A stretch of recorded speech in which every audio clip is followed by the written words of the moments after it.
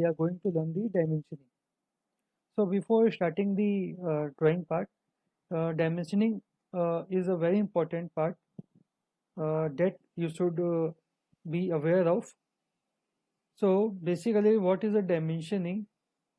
So dimensioning is the method to indicate the size of the object and other details essential for its construction and function using lines, numbers, symbols, okay, and the dimensions indicated on a drawing should be those that are essential for the production, inspection, and functioning of the object, and should not be mistaken as those that are required to make the drawing of an object. Means, suppose I will show you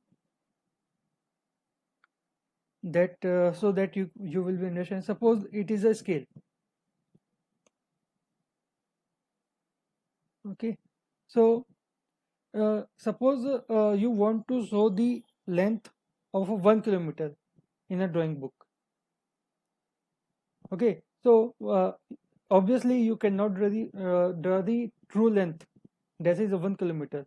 So what you will do is you will take some scale that indicates the 1 kilometer. Suppose it is you are taking the 10 centimeter equal to 1 kilometer. Length of this scale is 10 centimeter, but true length is 1 kilometer. So you will write the 1 kilometer here, not the 10 centimeter. Okay. It is given that the dimensions are the numerical values that defines the size or geometric characteristic of the feature, obviously, and the size of that dimension is 5 mm. As I told you before also, this height of these numbers should be 5 mm. As for the dimensioning, we are using the 5 mm height, and the space between the line of test is 2.1 mm.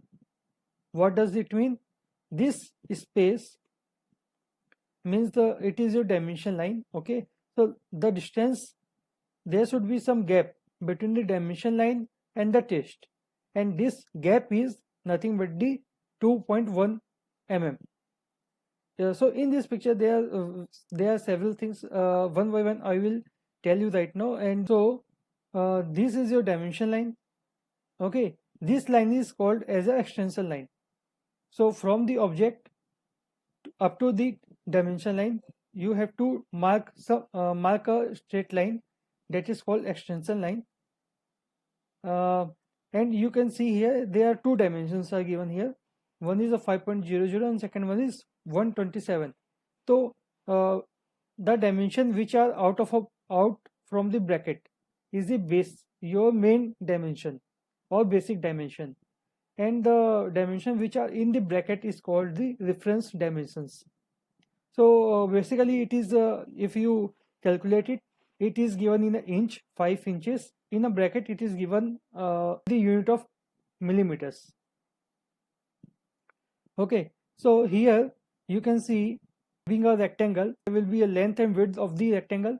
So it is the length, this one is the width, and at this end rectangle there is a cut that is of a shape of a circle. Position of the circle, it is the position of the circle 2.5. Center position of the circle from here is the 1.50, and also the diameter of the circle is given here. Whenever you want to mention the diameter, you should use the phi, okay, phi, then the size of the diameter. And if you want to mention the radius, you should write r here instead of phi, and it is called a leader line. It is called leader, okay. And also you can means a very important thing that you can see here is the size of the arrow. The length of the arrow is more than the width of the arrow, and also you should know the what is the size of the arrow. That will I will tell you in the later part. So in this picture you can see here the dimensioning of an object is accomplished by dimensioning each element to indicate its size and relative locations from the center line, baseline or finished surface. So we want to dimensioning of this particular object. So you have to mention the position or size of each and every elements. You can see here this is the length of the you can say rectangle. So length of the rectangle is given as a S. Okay, actually here the dimensions of a size and position is indicated by S and P. So S, wherever there is a S, it is a size, and wherever there is a P written over there, it is the position of it is showing the position of a particular thing. Okay, so here it is indicated by S, means it is showing the size of the rectangle, and also it is showing the size of the rectangle.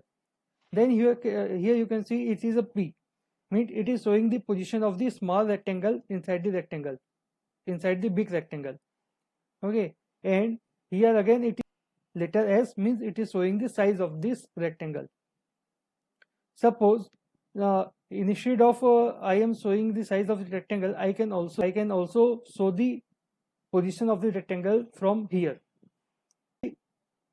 For complete drawing, you should indicate each and every dimensions, and there should not be any unnecessary dimensions, right?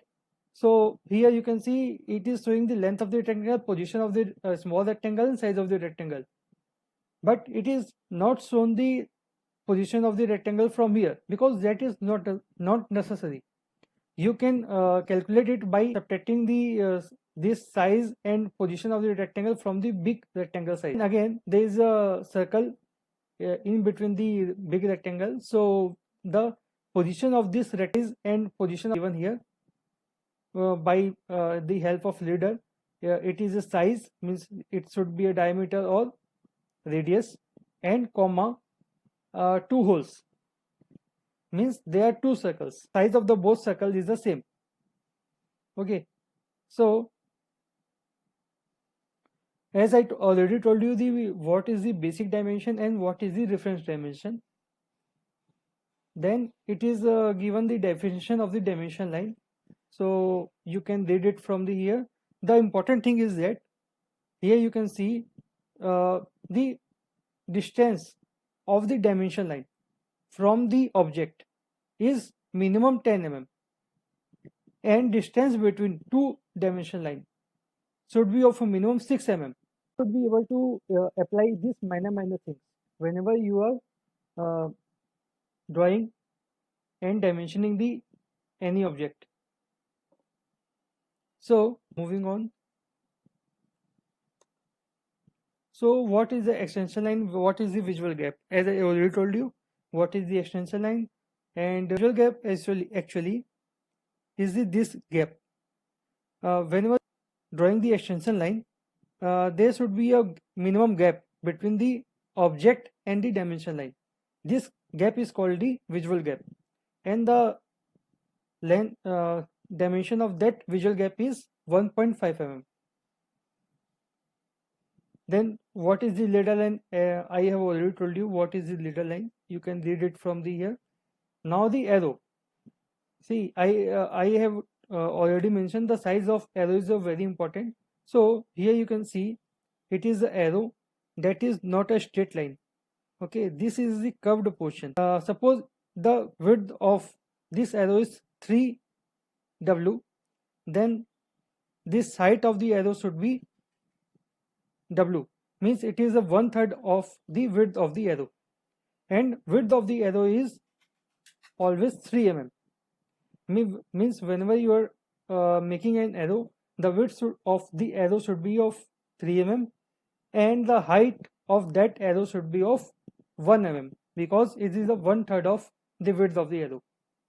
Okay, and whenever you are drawing the arrow, you should fill it like that always. Then as I already mentioned, the phi symbol is used to indicate the diameter, and the r symbol is used to indicate the radius. So here, whatever I have just told you is mentioned here. See, it is your dimension line. Okay, it is your extension line. It is your arrow. It is the basic dimension. It is the visual gap. Okay. So, and this is the reference dimension. You can see in a bracket, whatever dimension is written over here is the reference dimension. This is your leader line. This is the symbol of radius. This is a diameter symbol phi. Okay. So, if you want to dimensioning the angles, you should dimension it in a that way. Whenever you are making an arc, okay, at the end of the arcs there should be arrows, and in between the arc there should be a numerical value of the angle, and there should be some visual gaps, same as in the dimension line. So either you can mark the arrow like this, or either you can mark the arrow like this. Whenever there is a small gap, these are the projection of the 3D diagram in the 2D plane, and then the dimension of uh, that object is shown here. So basically, we learn the uh, projection part. Then I will tell you what is the methods of showing the dimension of the those things. See here, it is written over here the one unnecessary dimension. Means, as I told you, there should not be any unnecessary dimensions. Here you can see length of the rectangle is given, the position of this circle is given, then position of this circle is also given, and the position of that circle is also given. But uh, means, if you suppose I eliminate this dimension, if I'm eliminating this dimension, then eliminating this particular dimension will not result in a loss of any information, right? So here there is a one unnecessary dimension, and you can remove either one of it. Okay, so here I am doing this part, so uh, the unnecessary dimension is now omitted. Okay, the next thing is the values should be midway between the arrowhead. So now again, here you can see the best way of mentioning any dimension is the outside of the object. Okay, this is your object. You want to mention the dimension of this object, so you should uh, make the extension line and show the dimensions. It is also okay. Way of mentioning the dimension is not correct. This part I have already told you how to mention the radius or diameter of the curves. Now the staggered numbers, here you can see. So here you can see here the length of these rectangular part are mentioned in a staggered way, and here the numbers are placed in between the arrow. Here you can see here the length of these rectangular part are mentioned in a staggered way, and here the numbers are placed in between the arrowhead. As I told you, the value should be in between the arrowhead, but whenever you are doing this, you can see there is a no gaps between the numbers, and they are difficult to read. But whenever you are placing the numbers in a staggered way, you can easily read those numbers. So the best way to put the numbers is in the staggered way. So thank you. And whenever we learn the 3D diagrams or projection part, then also I will tell you uh, some portion of dimensioning. So thank you for your kind attention. And in the next lecture, we will going to learn the your first topic of engineering drawing, that is the scales.